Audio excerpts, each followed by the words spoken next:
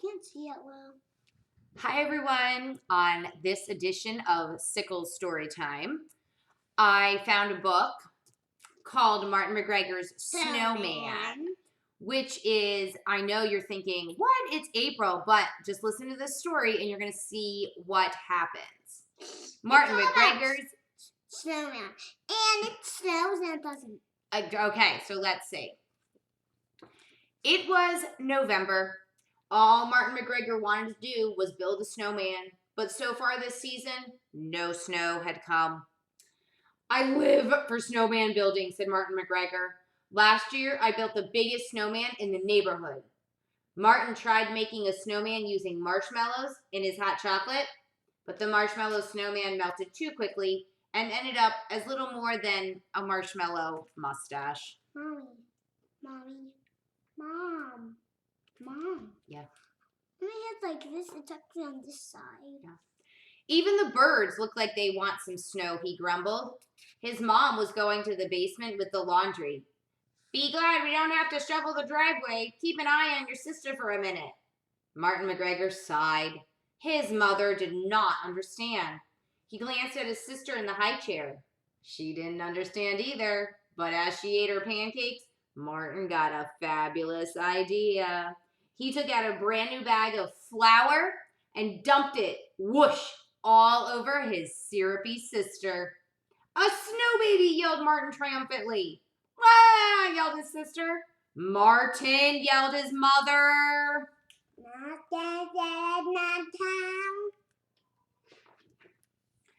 Martin MacGregor waited for the snow in his cooling off chair.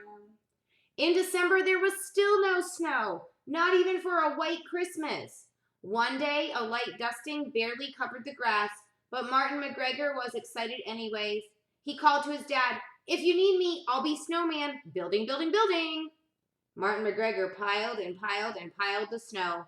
Martin was disgusted. "It won't stick together," he yelled. His dad was backing his car out of the garage. "Well, I, for one, am glad the roads won't be slick. Don't forget to take Sadie for a walk while I'm out." Oh, Martin MacGregor rolled his eyes. His father didn't understand.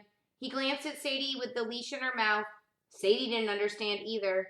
But as Sadie wagged her tail, Martin got an amazing idea. It's so black. And it's going upstairs. Yeah. So black. Sadie sat calmly as Martin MacGregor glued cotton balls all over her fur. But when Martin's dad returned home, Sadie tore off running. Bits of cotton covered the yard. "Presenting Sadie the snow dog," yelled Martin. "Woof," barked Sadie. "Martin," yelled his dad. Martin MacGregor waited for the snow while he gave Sadie a bath.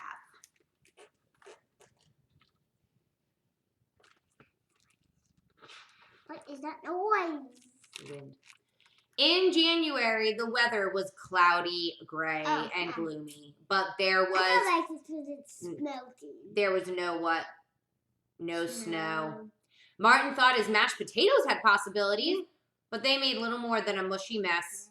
Martin sighed and plopped his head down on the table. His mom said, "Go take your bath, Martin. Maybe that will cheer you up. And please be finished before the ladies from my book club arrive." Martin MacGregor poured in the entire bottle of bubble bath and turned on the whirlpool. It made the perfect foam, and as he lay there, Martin MacGregor got an incredible idea. I don't know much but that's a good idea. With the foam covering every inch of him, he stood up to admire himself in the mirror, and then he headed downstairs into the living room. "Look, everybody, a snowman," he announced. "Oh, Martin," said his mom. The bubbles began to slide downward at an alarmingly quick pace. The entire book club stared with open mouths at Martin in his nothingness. Uh-oh. Mommy, that's awesome. I know. Martin MacGregor waited for the snow in his room with the lights out. Everything off or out, off or out. You know, it's a song next to us. In February, the weatherman finally predicted a huge snowstorm. Martin leaped out of bed bright and early the next morning and sprinted to the window. But there was no snow. Crummy weatherman, mumbled Martin MacGregor. I'm moving to Alaska. Don't forget your boots, said his dad. That day, Martin wore all white and tried stuffing his clothes to look like a snowman, but he just looked silly. In art class, Martin MacGregor painted an enormous snowman, and his art teacher, Mrs. French, exclaimed, Martin, you haven't captured the true essence of a snowman. Martin MacGregor gave her a disgusted look and yelled, the essence of a snowman is snow.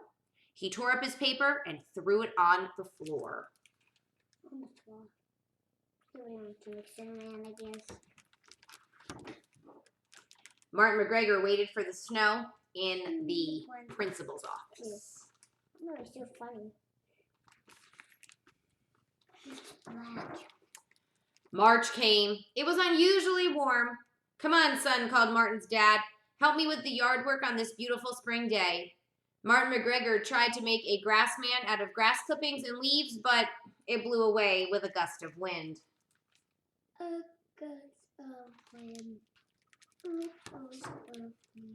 After working in the yard, Martin got a wonderful idea. On the front porch, he used his dad's shaving cream and his mom's lipstick to create a snowman. Ugh, all I have is a droopy, gloopy lump of nothing, he said. He was not amused. But his baby sister was amused. She finger-painted the windows. She finger-painted the door. She covered herself in shaving cream. When Martin's mom and dad came out onto the porch, they were definitely not amused. Ugh, I wish I'd gone to Alaska, Martin whispered.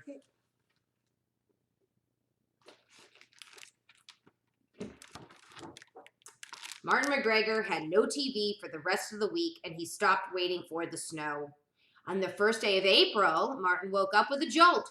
It was brighter than usual outside. He raced to the window. Martin MacGregor could not believe his eyes. Oh!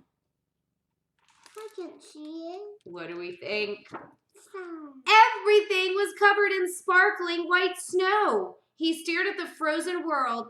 Awesome! A blizzard, he cried, and he threw on his clothes and ran out the door.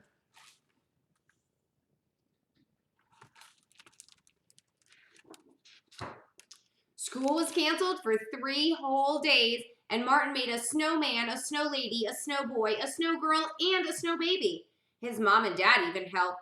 Despite frozen ears and a frozen nose, frozen fingers, and frozen toes, he couldn't have been happier. Martin MacGregor finally got to build his snowman.